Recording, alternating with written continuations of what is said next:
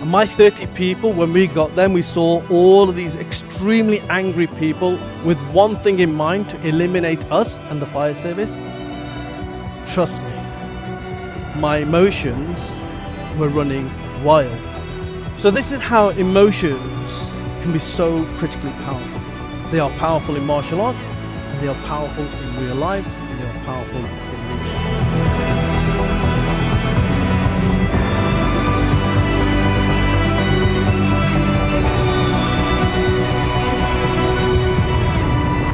Bruce Lee once famously said, "Knowing is not enough, we must apply. Willing is not enough, we must do." I want to deconstruct that statement, because around our lives, the one inevitability that we have is challenge. We will all be challenged in some ways. You've heard some of the challenges that some of the previous speakers have had. If I were to talk to any one of you right now and go through your life, I will hear of challenges. We will all have learnt something. We'll have read books. We'll have listened to podcasts. We'll have been to school, to college. Knowing is what we do when we go out and learn. But how many people do we know that seem to know an awful lot, but apply very little? On the other side, there's a lot of people out there who are constantly dreaming, constantly wishing. Maybe they are looking at the law of attraction and willing something to happen, and yet they aren't taking the action that is in parallel to their dreams and aspirations. So they spend all their lives lying down, willing, expecting, hoping for something to happen, but they're not taking the action that would allow things to happen. And what I'd like you to take away from this talk today is this very essence of what Bruce Lee said. Knowing is not enough. It is not enough for us to know things, to learn things, to pick up a book, to go to a dojo, to go to a university, unless we apply it. That's where wisdom comes from. There is no hoping, no willing, no dreaming, unless we are willing to do the action that is necessary. That is, in essence, what Bruce Lee was saying. This is from my father-in-law. And I repeat this quote, and every time I repeat it, I will tell him, and he's like really proud. And he once said to me over a cup of tea, he said, "You know, you go to university, you pick up a book." He said, "That is called knowledge. But when you apply it and then you make the mistake, that is called wisdom." You see, people have talked about failure. And for me, failure is a very important thing. I have failed 1,000,000 times over. And each time, it is like the most expensive lesson that I could have had. We can spend thousands of pounds going to university to spend 3 years learning something. But sometimes we fail to learn from the things that don't go well in our lives. And yet those things can actually really set us up for life. I spend my entire life now, and I have done over the last 3 decades, impassioned by leadership. What is leadership? I'm not a martial artist. 48 years ago, I was doing the maths off stage. 48 years ago, I went to my first karate lessons. 46 years ago, I went to my first judo lesson. 44 years ago, I went to my first taijutsu lesson.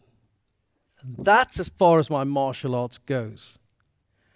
But the learning that I've had based on the learning that I took away 48, 46, 44 years ago has set me up for life. So I want to talk about some of the philosophies that I've taken away from martial arts that have stood me in good stead to everything that I do now. I spend my entire life over the last 10 years working with senior executive teams, large organizations, small organizations, working with teams that are breaking up, to bring them back to cohesion, helping organizations with transformations. And each time, the philosophy that drives everything that I do is very simple. My number one passion in life when it comes to leadership is emotional intelligence. I work with emotional intelligence almost on a daily basis when I work with organizations, and everything comes back down to a few simple lessons.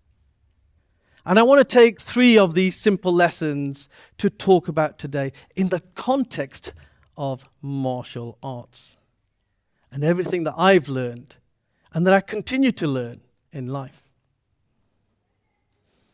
In Aikido, there is a concept called Mushin, which means no mind. Some of you will be more familiar with that than I am. But in essence, what it means is to have a state of mind where your emotions are recognized, but you're not acting on your emotions. In emotional intelligence, when I talk about it, I often talk about the limbic brain. The limbic brain is that section of our brain, some people refer to it as the reptile brain because it's one of the oldest parts of our brain and also one of the fastest parts of our brains, incidentally. It's where all the 5 senses and sometimes even the 6th sense will travel up our brainstem and hit that first. And within the limbic brain, all our emotions sit. This is where we design our emotions. This is where we create our emotions. This is where we feel our emotions. But we have other things within there as well. We have 2 tiny little things called the amygdala. The word amygdala literally means almond because they are 2 almond-shaped pieces. And what these pieces of our brain are doing, sitting inside the amygdala, they will decide on what we need to be fearful of and what not. They're constantly like a little radar that's switched on inside our brains and analyzing the environment around us. Now, if you are in a dojo, and you're in a competition maybe, then of course that fear receptor is needed. It has to be switched on all the time, right? But when you're generally walking around in life, especially in a country that's as safe as this country is, really, when you compare it to so many other countries in the world, for some people, that fear receptor is constantly whirring away. And when we don't feel safe, psychologically safe, we will behave exactly as we would do if we felt that we were in physical danger. Back to when we were like cavemen, being chased by a saber-toothed tiger or a mammoth. We either want to run away, we either want to fight back, we either want to freeze and pretend that we're dead, or we might want to flock together so that we look bigger to the animal or the thing that is hunting us. And what happens in this limbic brain, because we have these fear receptors that are sending off something like 26 million neutrons to different parts of our brain, we have different senses. The neurons in our brain might be telling us to get some more adrenaline inside our body, so we start shaking, we start tensing up. It might tell us to take away energy from different parts of our body, like the digestive system. Or the mouth, and the mouth goes dry, a bit like my mouth is going dry right now. Or we get into what we call focal vision.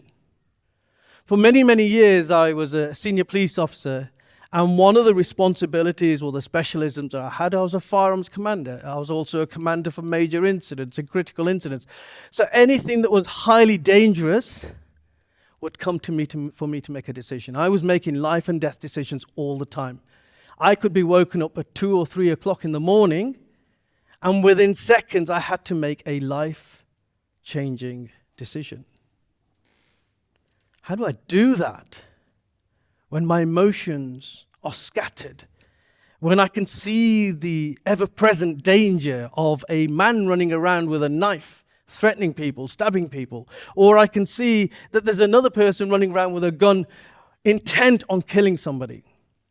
Or that there is a chemical factory in the middle of a housing estate that has accidentally mixed 2 chemicals together and created liquid bombs that could kill thousands of people. And trust me, every single one of these things have happened. And I'm thinking, how do I evacuate a whole housing estate? Where do I put them people at 2 o'clock in the morning? Can you imagine how the emotions in my brain would be running wild? And can you imagine if I made decisions based upon the emotions in my brain, how they might not be the best decisions? And just put it into an everyday context. Think back to the last time one of your loved ones maybe sent you a text, or maybe they said something that just triggers you. So you end up responding to it without thinking too long and hard. You respond in kind, and before you know it, you're in a blazing argument. And I can see from a couple of smiles in the audience that has happened. It's certainly happened to me. So Mushin, this whole concept of no mind, is really about how do we calm the mind so that we make better decisions.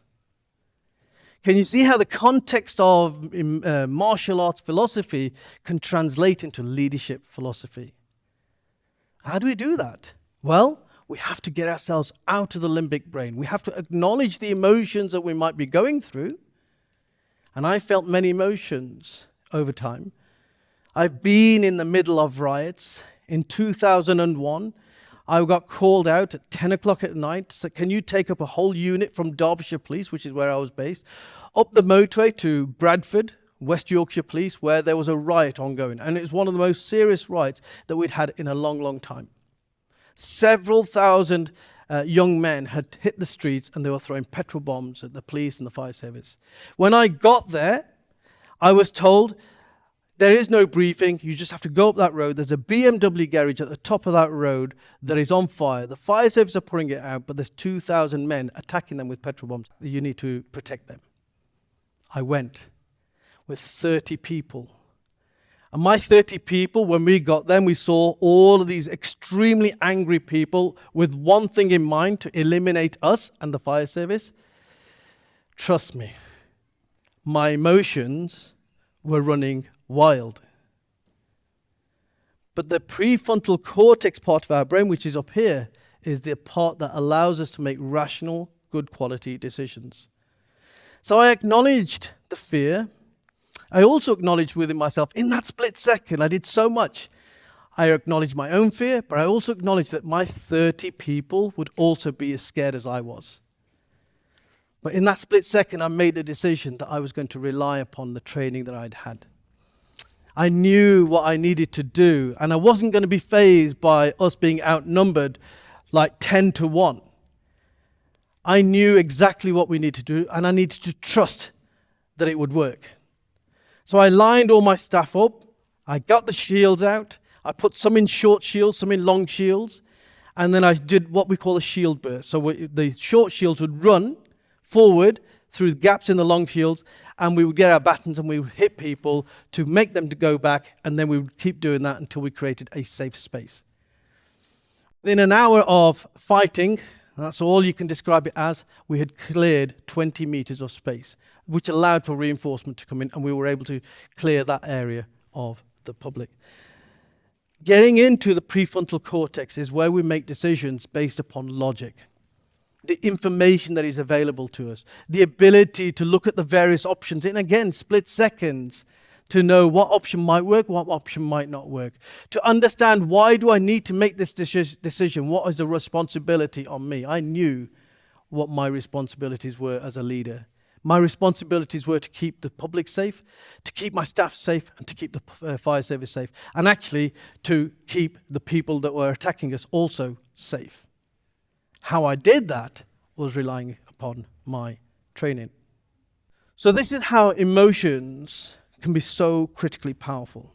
They are powerful in martial arts, and they are powerful in real life, and they are powerful in leadership. Another concept that hit me was judo, or rather the ju in judo, which means yielding and this ability to adapt to the changing circumstances. And let's face it, if there's one thing that we can say right now in the world, is that it's constantly changing. In fact, the world is changing now at a faster pace than I've ever known the world to change. And we can thank digitalization and social media for that. But it's changing at a faster pace. And if we don't adapt to those changing circumstances, then there's a danger that we're going to get left behind. And in all the research that I carry out for the leadership work that I do, I analyze a lot of what's happened in the past. And there are a lot of companies in the past, when we talk about them, will realize they actually failed because they failed to adapt. Think of things like, companies like Blockbuster, for example. Blockbuster in 2004 was a multi-billion-pound organization. Along comes a scrappy little company called Netflix and says to Blockbuster, hey, Blockbusters, why don't we get into partnership? Why don't you give us all your DVDs? We'll put them onto our streaming platform and we'll both be successful. Blockbuster looked down and said, hey, we're multi-billion. You're like a couple of million. Why would we do that?